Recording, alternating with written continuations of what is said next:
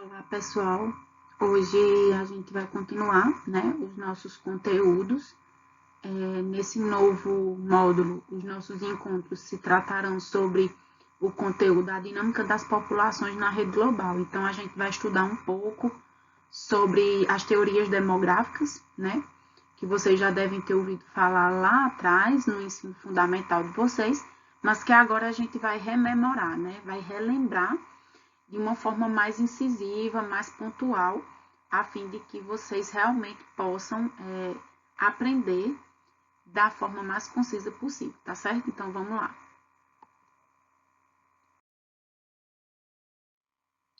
Então, a gente começa primeiro fazendo um panorama, né, da situação demográfica no mundo. Então, a gente vai ter aí diferenças, né, ou seja, distinções entre aquilo que acontece em relação à qualidade de vida e o tempo de vida, que é a longevidade de cada indivíduo, né? Então, por exemplo, nos países europeus, a gente vai ter, né, uma relação muito diferenciada e a partir dessa relação diferenciada, a gente também vai entender como essas populações elas conseguem viver mais e melhor e a que se deve isso, né? Então, por exemplo, nos países europeus, há algumas décadas, os idosos eles representam, né, uma parte significativa da população deles.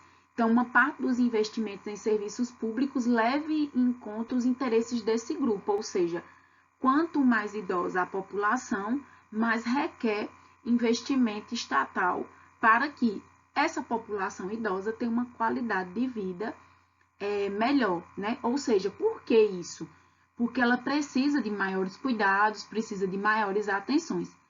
Em contraponto a isso, isso é um ótimo indicador de que aquela sociedade tem vivido muito bem, né? Porque quanto mais o indivíduo vive, significa que melhor qualidade de vida ele teve anteriormente, né? Então, a gente vê aí nessa imagem, né, nessa primeira imagem aqui, um casal de idosos lá em Genebra, na Suíça, que tem, obviamente, um índice muito alto de qualidade de vida, né? Aqui nessa segunda foto, a gente tem um outro exemplo, e aí é onde a gente parte para falar dos países industrialmente pioneiros, né? Aqueles países que passaram, pessoal, pelo processo de industrialização primeiro, eles tiveram, né, de uma forma muito considerável, o quê?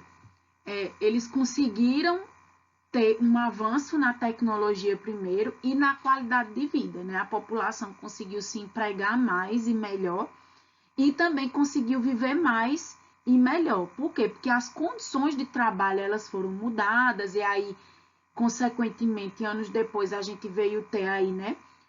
Felizmente, as leis trabalhistas que organizaram aí a jornada de trabalho e etc. Então, colaborou, né, para que essas populações tivessem uma qualidade de vida melhor. E um outro contraponto também importante é a gente frisar que as famílias numerosas, elas começaram, né, a se tornarem famílias raras. É tanto que hoje em dia a média da população mundial em relação às famílias constituírem e terem filhos é de 1 a no máximo 2 filhos, né?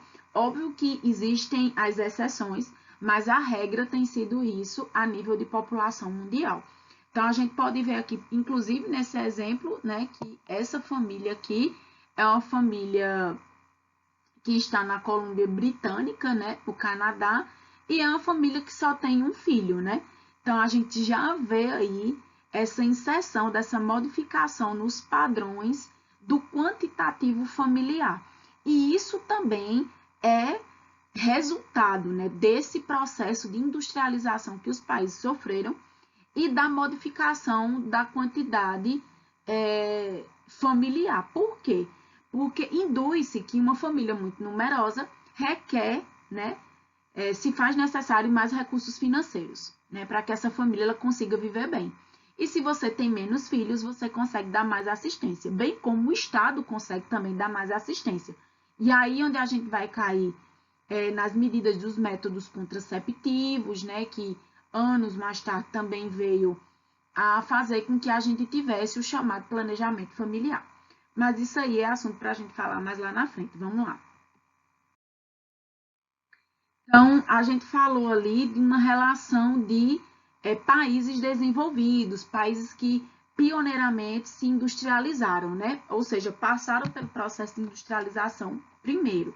Agora a gente já tem um outro panorama, que é daqueles países, né, que são considerados subdesenvolvidos e os são chamados dessa forma justamente porque o processo de industrialização sofrido por eles foi o quê? Tardio, né? A industrialização chamada industrialização tardia. Então, os países de terceiro mundo, ou os países subdesenvolvidos, ou os países periféricos, quaisquer uma dessas denominações servem para isso que a gente está falando agora, tá bom? São países considerados pobres, né? Que possuem taxas de desenvolvimento humano abaixo, né, daquilo que é esperado pela Organização Mundial da Saúde, e pelo mesmo que passaram por esse processo de industrialização tardio. Haja visto o Brasil, ele veio ter o início do seu processo de industrialização lá nos anos 30, né? Então, muito recente o nosso processo de industrialização, que ainda vigora-se, né? A gente ainda está passando por todo esse processo. Então, ainda que os processos de industrialização e urbanização eles tenham esse grande impacto sobre o tamanho das famílias, há diversos outros componentes das culturas, né, que explicam a decisão das famílias por ter uma prole numerosa, né? Então, nessa foto que a gente vê aqui, lá na Índia, né, que é um dos países que mais tem um quantitativo, é o mais populoso, né, um dos mais populosos que nós temos. Então, a gente tem aí na foto a mãe e os filhos durante um feriado escolar. Então, a gente já vê aí, né, uma quantidade de filhos bem além daquilo que é o esperado pela população mundial. Ou seja, que a gente vê na maioria dos parâmetros de família, né, em relação ao mundo. Então, a gente já vê que aqueles países que passaram por um processo de industrialização que ainda é considerado defasado, né, atrasado, ele ainda não incorporou também isso à sua cultura. Então, ainda há culturas que têm uma quantidade numerosa de filhos, né? Muitos países de industrialização recente, que é o caso do Brasil, por exemplo, já começam a sentir os efeitos das mudanças demográficas, né? Como, por exemplo, a crescente demanda por serviços voltados à população idosa. Então, a gente vê hoje programas em municípios, né, em estados, a nível estadual e a nível também de Brasil, né, pegando um exemplo aqui brasileiro, que são voltados para a saúde dos idosos, como atividades físicas, né, programa de hipertensos, de diabéticos, que dão assistência para esses idosos nessa fase da vida. Então, o nosso aumento realmente é existente, né? O nosso último censo, o censo 2010, nos mostrou que a população brasileira tem envelhecido mais, ou seja, nós temos vivido mais, né? As gerações passadas nossas, e isso também corrobora para que a gente tenha uma idade mais avançada. Então, a média de vida do brasileiro ela aumentou um pouquinho, ainda não chega, né, no feliz índice de 80 anos, mas a gente está ali entre 75 e 77 anos, o que já é muito bom para uma expectativa de vida, né, de um país subdesenvolvido como o nosso. Então, agora, pessoal, a gente vai falar das tão, né, famosinhas redes ou teorias demográficas, né? Elas são bem famosinhas e a gente tem nelas aquilo que a gente faz para entender melhor, para estudar melhor o que são essas teorias que quantificavam e qualificavam as populações desde sempre, né? Quando eu digo desde sempre, desde a Revolução Industrial. Percebam que a gente está falando dessa Revolução Industrial desde o início, né? Da nossa fala, do início aqui do nosso conteúdo. E aí nós temos as três grandes teorias demográficas, né? Que é o malthusianismo, o neomalthusianismo e o reformismo, né? Cada uma delas aí que perpassaram séculos, né? O malthusianismo, ele vem lá desde o século XVIII, né, sendo estudado, e aí ele pega uma parte lá do século XIX, mas o neomalthusianismo ele vem dar uma nova roupagem àquilo que Malthus já dizia, né?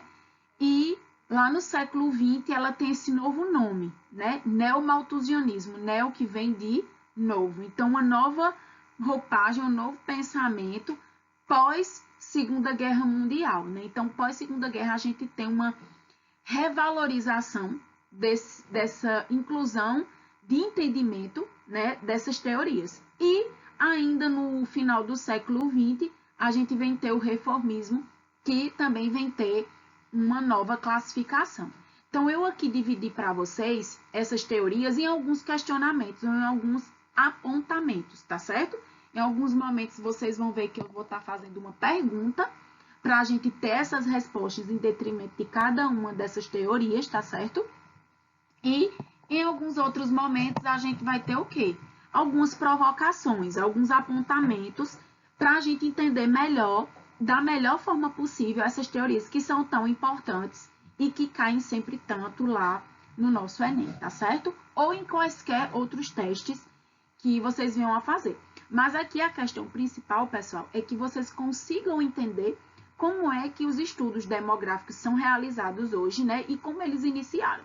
Então, lá no século XVIII, Malthus dizia que a Revolução Industrial, ela realmente tinha sido um divisor de águas no mundo, né? Entre um mundo que se dividia entre o trabalho manual, o trabalho operário, né? Mas que muito do extrativismo e que utilizava ainda a força animal, né?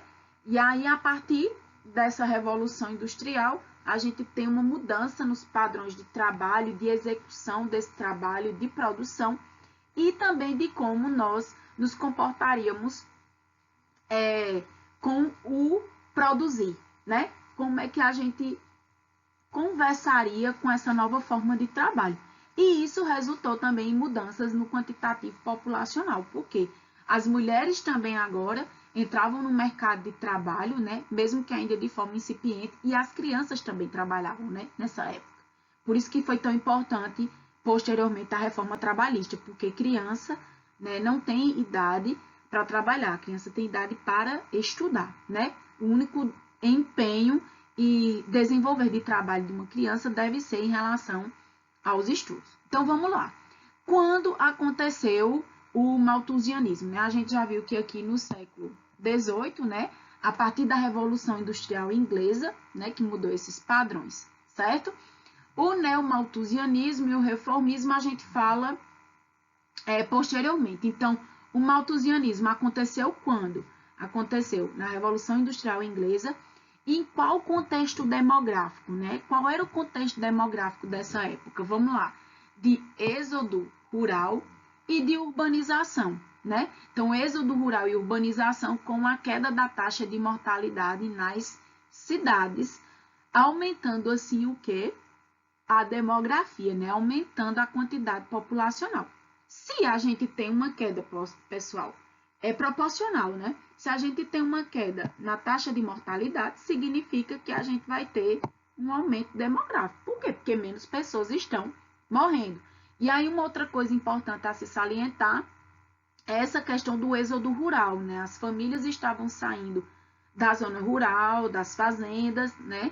Para tentar a vida na cidade, já que agora haviam outras oportunidades de trabalho, né? O mundo começava a se remodelar em relação a isso também. E qual o pressuposto teórico, né? O que era que eles tinham como aporte teórico para que o malthusianismo realmente vigorasse? Eles diziam que a superpopulação, ela gerava o quê? Miséria, né? Então, Malthus dizia que quanto mais indivíduos houvessem na população, mais miséria nós teríamos, né? Ele faz uma correlação aí que a quantidade populacional demandaria, né, mais trabalho e que o governo desse conta de tudo isso para que essa população não tivesse ou não passasse por situações de miserabilidade, né? O que, em geral, poderia vir a acontecer se a gente tivesse muita gente e pouco recurso, pouco trabalho, né? Então, poderia ocasionar isso. Isso era o pressuposto teórico do malthusianismo, tá bom? Aí, agora, vamos aqui para o neomalthusianismo, que a gente veio ter ele lá no nosso século XX, né? Tempos depois, certo? Então, passados aí 2 séculos, né? A gente vem ter essa nova análise e esse neomalthusianismo, ele vem acontecer pós Segunda Guerra Mundial, né? Então, a gente também teve aí um divisor de águas no mundo, nesse pós Segunda Guerra, onde o contexto demográfico para que esse neomalthusianismo venha a acontecer é que as áreas subdesenvolvidas, populosas, apresentam altas taxas de natalidade, ou seja, locais que possuíam subdesenvolvimento, vamos pegar aqui como exemplo o Brasil, né? Um país subdesenvolvido, com uma área muito populosa, ou seja, com muita gente habitando em determinado espaço, né? Iriam apresentar altas taxas de natalidade. Por que isso? Porque se tem subdesenvolvimento, provavelmente ali não estaria ocorrendo o quê? Um planejamento familiar e pelo mesmo, se não há esse planejamento familiar, essas quantidades populacionais tão densas em um determinado espaço decorreriam, né, de altas taxas de natalidade, altas taxas de relacionamento que teriam como resultado uma grande quantidade de indivíduos nascidos, certo? E qual é o pressuposto teórico do neomalthusianismo, né? O que é que ele dizia? Ele dizia também que a superpopulação gera miséria. Então, ele retoma, né, o pressuposto teórico que a gente teve lá com Malthus, né? Tem essa nova identificação, né, com o neomalthusianismo, trazendo essa retomada desse argumento, tá bom? E, por último aqui, para a gente finalizar essa parte, que a gente vai continuar falando das teorias demográficas, mas com outros apontamentos, é o reformismo, né, que vem logo posterior ao neomalthusianismo, também pós-Segunda Guerra Mundial, né, em contraponto às ideias do neomalthusianismo. Por quê? Porque lá no século XVIII a gente só tinha o malthusianismo, né? Então, ele é quem gerava todas essas vertentes de teorias, né, acerca da população. Depois, com o neomalthusianismo, a gente tem que ter esse contraponto, que era já necessário, né, para que a gente pudesse fazer uma comparação de ideias. Então, o reformismo, ele traz também no pós-Segunda Guerra um contexto demográfico que falava o seguinte. Vamos lá para ver se vocês estão prestando atenção. Áreas subdesenvolvidas populosas que apresentam altas taxas de natalidade. Ou seja, o reformismo pensava, né, de forma o quê? Similar ao que a gente já tinha aqui no neomalthusianismo. Então, o reformismo também acreditava que as áreas subdesenvolvidas poderiam, né, a partir de ter essa densidade populacional muito grande, poderiam ter altas taxas de natalidade, ter muitos indivíduos nascidos vivos, né, a mais, certo? E qual é o pressuposto teórico dessa teoria, né, do reformismo? Ele já pensava um pouquinho diferente do neomalthusianismo, do malthusianismo. O reformismo falava o quê? Que a miséria é que gerava a superpopulação, né? Ele não dizia que era a superpopulação que geraria a pobreza, a miséria, né? Mas que a miséria geraria um grande quantitativo populacional, porque ele subentendia que se a população fosse rica, né, ou que tivesse uma melhor condição financeira, ela não geraria uma superpopulação, porque ela demandaria ter menos filhos para que o acúmulo de riqueza ficasse entre menos indivíduos, certo? Vamos lá. Seguindo. Qual é a argumentação de cada uma dessas teorias, né? Então, o malthusianismo argumentava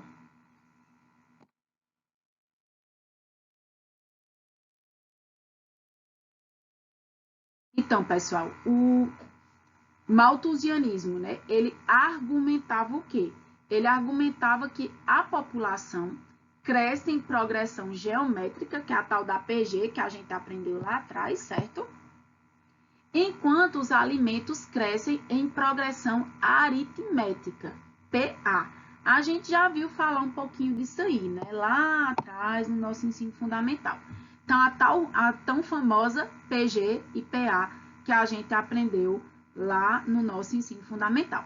Então, a população ela vai crescer em progressão geométrica, PG, enquanto os alimentos eles vão crescer em progressão aritmética, fome e miséria. Ou seja, a população vai crescer muito, né? Enquanto os alimentos vão o quê? Vão ter uma queda, né? Por quê? Porque se tem muita gente, entendia-se no malthusianismo que a quantidade de alimento que era produzida não daria conta de alimentar toda essa população que era o quê? Crescente, né? Então, a gente vai ter aqui, ó, uma progressão aritmética, que é de crescimento, ou seja, a população crescendo, e fome e miséria, que seria o quê? A quantidade menor de alimentos para alimentar essa população. Então, com isso, se a gente tem menos comida para alimentar a população, isso geraria o quê? Fome e miséria, tá certo? Continuando, lá no neomalthusianismo, qual é a argumentação deles para o que a gente acabou de falar anteriormente, né? É que grande parte, né, da população jovem implica elevados gastos com saúde e educação em detrimento de gastos com investimentos produtivos, ou seja, com indústria, transporte e energia, né? O que traria como resultado o quê, pessoal? Traria uma estagnação econômica e do desenvolvimento. Então, no neomalthusianismo, já se pensava que gastar com a população jovem em detrimento de se fazer investimentos, traria, né, para o Estado, traria para a indústria a estagnação econômica e o subdesenvolvimento, né? E, por último aqui, a gente vai ter o quê? O reformismo, que dizia o quê para a gente? Que o desemprego, a concentração de renda e miséria, a falta de acesso à informação e a ausência de planejamento familiar, que a gente tanto já falou aqui, né? Traria o quê como consequência? Uma natalidade elevada, que é o que a gente mais tem como algo mais palpável, né? Para o que a gente tem na nossa realidade hoje. Então, o desemprego, de fato, a concentração de renda e de miséria, a falta de acesso à informação, né? Ou seja, os esclarecimentos através de um planejamento familiar bem sucedido para que o casal consiga ter a quantidade de filhos que ele terá realmente condições de criar, né, e de sustentar, faz com que a ausência disso nos traga uma natalidade elevada, tá certo, pessoal? Seguindo aqui. E qual é a proposta, então, que a gente vai ter, né, em relação a cada uma dessas teorias? A gente vai ter a proposta do malthusianismo, o que é que ele estava querendo, né? Com toda essa conversa que a gente teve aqui. Ele queria que fosse realizado, né, um rígido controle da natalidade. Aquela época, né, consistia basicamente de abstinência sexual, sugerida principalmente à população mais pobre. E por quê, pessoal? Malthus dizia que essa era a proposta para poder se evitar, né, aquela superpopulação que geraria a miséria. Porque ainda não existiam os métodos contraceptivos, né? Ainda não existia um planejamento familiar. Então, ele sugeriu que fosse realizado o quê? Abstinência sexual, para que esses níveis de natalidade, eles fossem o quê? Baixos. E principalmente a população pobre, que em geral era quem tinha mais filhos, certo? Vamos lá, mas vamos ver o que é que o neomalthusianismo vai falar para a gente lá no século XX, né? Como proposta, o que foi que ele trouxe para resolver o problema, né? Que era declarado como um problema. Um rígido controle da natalidade, né? Planejamento familiar eficiente, então aqui a gente já tem um planejamento familiar, né? E, se necessário, interferência do Estado na redução da natalidade, né? O que era que o Estado poderia fazer aí para evitar que essa população continuasse tendo filhos, né? Então, foi sugerido o quê?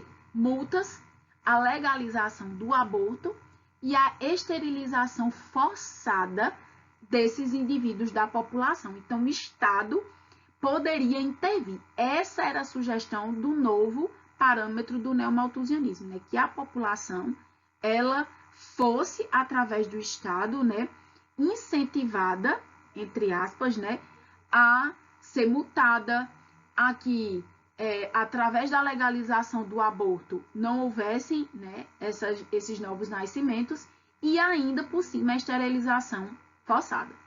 Por último, com o reformismo, vamos ver o que é que ele traz para a gente, né? O reformismo vem trazer como proposta para a resolução desse problema, né? Haja visto que era tido como problema nessa quantidade populacional que estava crescendo de forma desordenada e que o Estado não estava dando conta de tomar de conta dessa população, não tanto em níveis de alimento quanto em níveis sociais e econômicos, né? A geração de empregos, né? Uma melhor distribuição de renda, um planejamento familiar e investimentos maciços em educação leva a uma queda natural das taxas de natalidade. Então, aqui vem aquilo que, de fato, a gente utiliza hoje e que é o mais bem sucedido, né? Digamos assim, algo que tem a ver com geração de empregos, né? Para que essa população consiga se manter, né? E gerar filhos e criá-los, melhorar essa distribuição de renda, planejamento familiar, investir de forma maciça na educação, que é a forma de esclarecer a população, né? E isso, obviamente, com o indivíduo que é instruído, vai se diminuir naturalmente, que é o que nós temos hoje, né? Uma população que é bem mais esclarecida, que tem níveis de educação maiores e que, por isso, tem menos filhos. Então, como é que a gente tem isso como uma evolução, né? Dessa dinâmica aí demográfica. Vamos lá. Essa dinâmica aqui, ela vai vir de um ponto de equilíbrio, que era considerado como de equilíbrio. Mas vamos lá, como era esse ponto de equilíbrio, né? A elevada taxa de natalidade mais a elevada taxa de mortalidade resultaria, né? Ó, aqui a gente tem o sinal de igual, resultaria num crescimento pequeno e constante da população mundial. Ou seja, TN, certo? Mais TM, ou seja, a taxa de natalidade, pessoal, mais a taxa de mortalidade igual a CV, né? Que seria o quê? Um crescimento pequeno, constante e praticamente nulo. Ou seja, a mesma quantidade de indivíduos que nascem seria a mesma quantidade de indivíduos ali aproximada, obviamente, né? Que morrem. Então, a gente conseguiria com isso ter o que a gente chama de equilíbrio na dinâmica demográfica mundial, né? Em sociedades tradicionais, em que a industrialização tem pouco impacto sobre ela, geralmente nós encontramos altas taxas de natalidade e de mortalidade ao mesmo tempo, né? Então, nessa imagem que vocês estão vendo aí na nossa aula, a gente tem uma representação de uma área comercial de uma cidade lá da época da Idade Média, né? Onde a gente percebe aí que os animais eram vendidos nas feiras livres, né? Bem como os outros alimentos. Então, não existiam medidas sanitárias, né? Então, nascia muita gente, né? Nascia muitas pessoas na época aqui da Idade Média, porém também morria muita gente, porque o sanitarismo não era algo ainda tão utilizado. Então, não existia um ambiente salubre, né? A insalubridade era maior. Então, os indivíduos nasciam bastante, mas também morriam bastante ou morriam cedo, né? Ainda muito jovens, com uma média de idade aí entre 30 e 35 anos, né? Então, haja vista que isso era considerado um equilíbrio. Então, explosão. Quando foi que a gente veio ter essa explosão demográfica, né? Vocês já devem ter ouvido falar no boom americano, né? Que foi aquele boom onde muitos bebês nasciam de uma determinada família, e a gente vai entender um pouquinho agora, certo? Então, outro ponto que a gente vai ter aqui é justamente dessa explosão demográfica, né? Então, após a Segunda Guerra Mundial, com a invenção dos antibióticos, né? A descoberta da penicilina, inclusive, que nos ajudou e nos ajuda, inclusive, a viver, a população mundial conseguiu o quê? Resistir de forma mais massiva, né, às doenças da época. Então, justamente por conta do advento da penicilina. E a revolução médico-sanitária. Então, a gente tem duas importantes informações aqui, tá? as taxas de mortalidade ficaram, né, ou se tornaram em queda em um número crescente de sociedades, levando a um boom demográfico, né? Então, a gente também teve muito isso. As populações estavam conseguindo o quê? Resistir às doenças e estavam cuidando mais da saúde no quesito alimentar, no quesito de higiene pessoal e do lar. Então, isso ajudava, né? Com que, por exemplo, banheiros, fossas sépticas, fossas negras fossem constituídas dentro das residências, evitando que os dejetos fossem para a rua e que todos tivessem acesso a isso e pelo mesmo adoecessem, certo? Então, com isso, a gente teve o quê? Uma elevada taxa de natalidade, TN, né, subindo, mais uma baixa taxa de o quê? De mortalidade, TM, caindo. Ou seja, muitos indivíduos conseguindo nascendo e permanecendo vivos, né? E poucas pessoas, o quê? Morrendo. O que vai ser igual o quê? A um CV alto, né? Que é de quê? De crescimento elevado da população, tá bom? Então, a gente tem um modelo aí, né? A industrialização implicou nesses avanços técnicos na área de saúde, né? Muito felizmente, né? Por isso que nós ainda estamos aqui e não morremos de uma crise de garganta, por exemplo, né?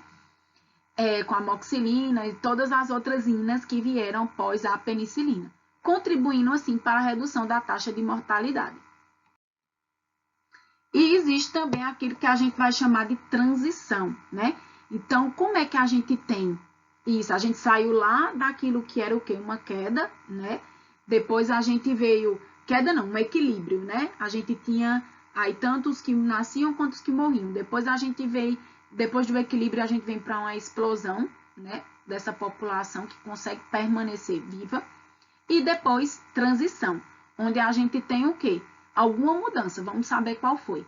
Aumento da urbanização, mais a inserção da mulher no mercado de trabalho. Então, isso aqui é extremamente importante para os nossos dias, né? Para os dias atuais. Mais a difusão dos anticoncepcionais, né? Que isso também ajudou nessa baixa da natalidade.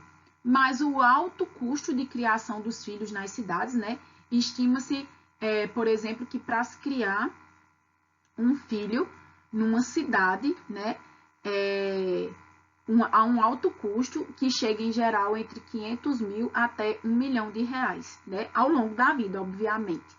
Então, é um custo bem considerável. Mas a nova mentalidade das famílias. E qual nova mentalidade é essa, né? A nova mentalidade de ter menos filhos para conseguir cuidar da carreira, cuidar melhor dos filhos, dar melhor educação, né? Melhor saúde e qualidade de vida, né? Então, aqui a gente vai ter o quê? A gente vai ter isso aqui como resultado, né? De quê? De TN caindo, né? Que é a taxa de natalidade, mais a taxa de mortalidade também caindo. Igual a uma CV que a gente vai dizer que a população passa a crescer em ritmo menos acelerado, né? Então, a gente vai continuar crescendo, mas no ritmo menos acelerado. Por quê? Porque a quantidade de indivíduos que nascem será menor. Porém, a quantidade de indivíduos que também hão de morrer será menor, ou seja, a gente vai viver mais, certo? Então, o acesso das mulheres ao mercado de trabalho e a escolarização é um dos principais fatores de redução das taxas de natalidade, né, em todo o mundo. Na foto a gente pode ver aí colegas de trabalho de diversos gêneros, né, e etnias dividindo esse mesmo espaço de trabalho.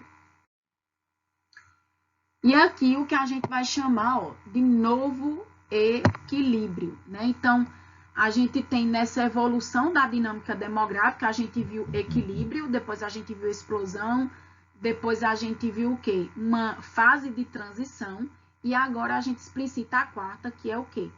Um novo equilíbrio, né?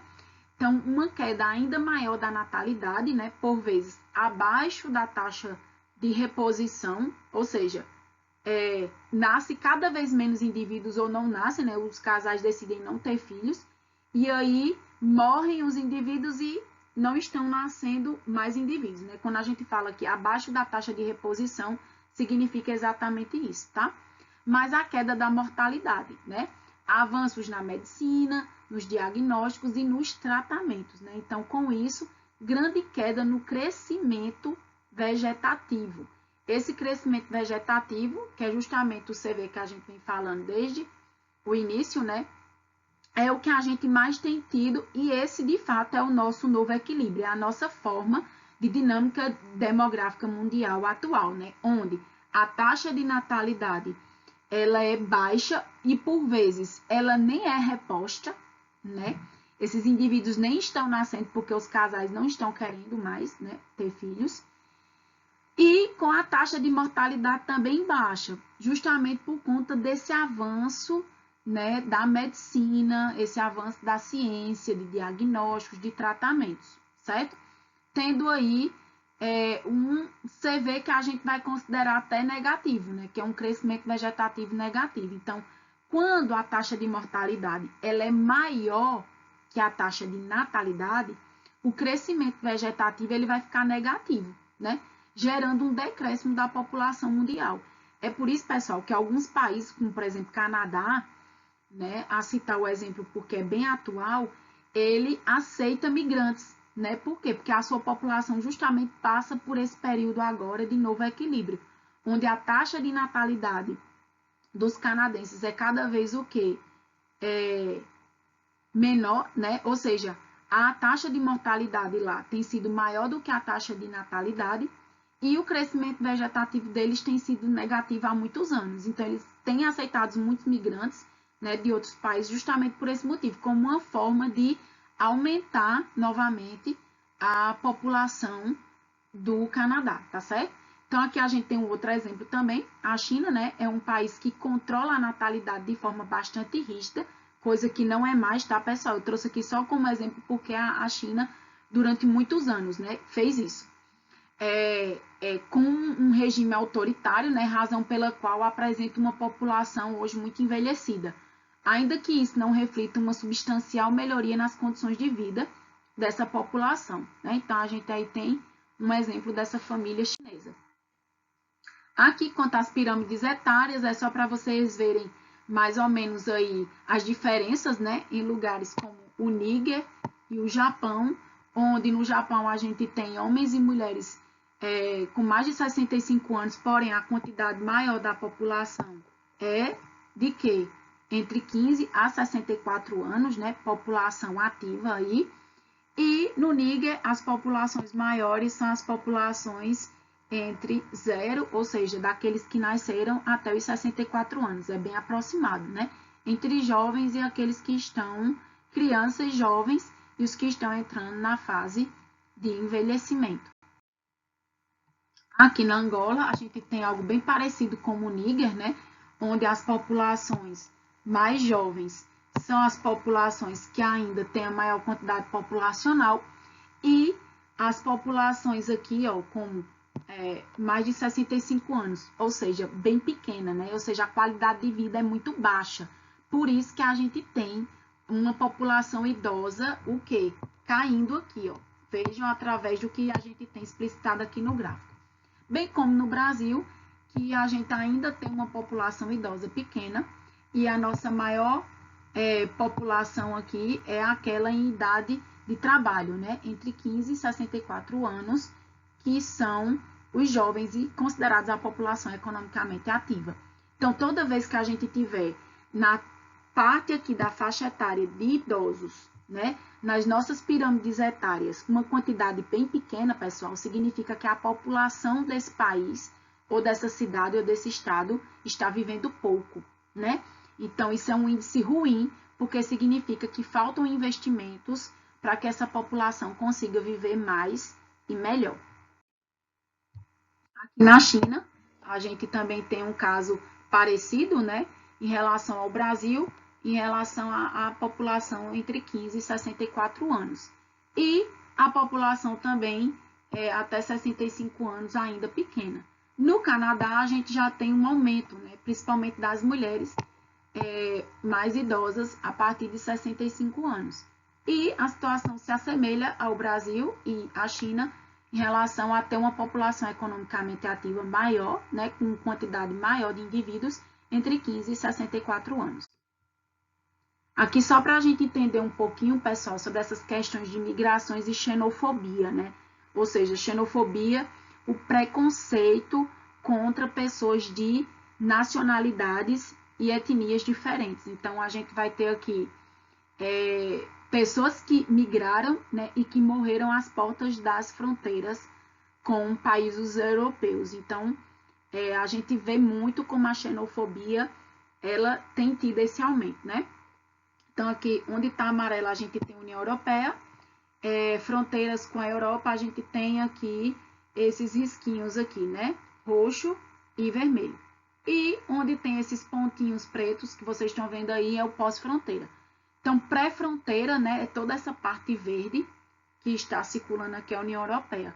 E as zonas que a gente chama de zonas tampão, né? Países que aceitaram a abertura de campos em seu território ou que assinaram acordos com a União Europeia para poder ter um tratado aí para que esses migrantes consigam ir para países da Europa, né? E fronteira oficial, né? Que é o chamado espaço, esse daqui, vermelhinho, espaço Schengen, e o pós-fronteira, que é onde a gente tem esses pontinhos aqui, ó, pretinhos, que estão bem diversificados, né? Que são os campos de detenção, campos abertos ou reagrupamentos informais desses indivíduos que saíram de suas nacionalidades. Então, aqui a gente tem um exemplo, né, bem chocante, no Estreito de Gibraltar, né, no mar Mediterrâneo, em águas internacionais, onde ocorre o maior número de mortes de imigrantes tentando entrar em território europeu. Então, na foto a gente tem um exemplo aqui bem triste, né, de 3 marroquinos tentando atravessar o Estreito de Gibraltar em cima de uma prancha de windsurf, né? Então, a gente vê o estado dessas pessoas, né, ao quererem mudar de nacionalidade em busca de novas oportunidades.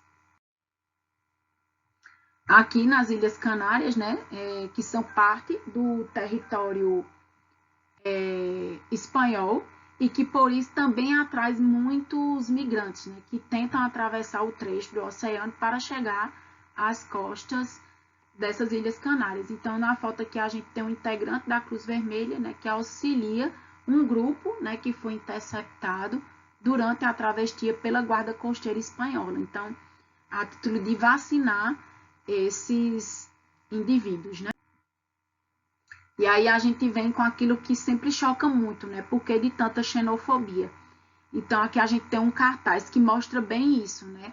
Um cartaz de propaganda do Partido Nacional Renovado lá em Portugal, que aponta a imigração como causa para os problemas enfrentados pela população portuguesa, né? Então, aqui está o símbolo desse Partido Nacional Renovador, que diz o seguinte: imigração, nós dizemos não, né? Basta de abuso. Aí eles acusam os imigrantes de criminalidade, acusam eles por conta do desemprego em Portugal, baixos salários, a mistura de culturas, né, a partir do multiculturalismo, subsídio e dependência e as fronteiras abertas. Então, sempre há ações muito discriminatórias em relação aos povos migrantes, né? Então, a xenofobia ela precisa ser combatida, né, de forma ferrenha. Então, aqui, pessoal, para a gente ter um resumo, né, da nossa aula e finalizar ela, a gente hoje tratou sobre dinâmica populacional, é um assunto bem interessante e que nos faz também entender o que a gente vive atualmente, né? Então, a gente apresentou aqui essa dinâmica populacional na rede global, né? A intensificação dos fluxos populacionais e a relação desses fluxos populacionais com xenofobia, preconceito e movimentos nacionalistas, né? Apresentamos também países desenvolvidos e países subdesenvolvidos, né? Nos países subdesenvolvidos, a gente tem transição ou explosão demográfica, né? E contenção da natalidade, haja vista que os pobres devem não se multiplicar. E nos países desenvolvidos, a gente tem transição, equilíbrio ou desequilíbrio demográfico e há um incentivo à natalidade em detrimento justamente desse crescimento vegetativo negativo, né? E, através de uma nova tendência demográfica, a gente tem tido um envelhecimento da população mundial, né? E a intensificação da urbanização, certo, pessoal? Então, a gente encerra por aqui. Quaisquer dúvidas podem enviar e-mail ou tirar através do fórum de dúvidas, né? O nosso fórum geral. E a gente se encontra na nossa próxima aula. Tchau, tchau.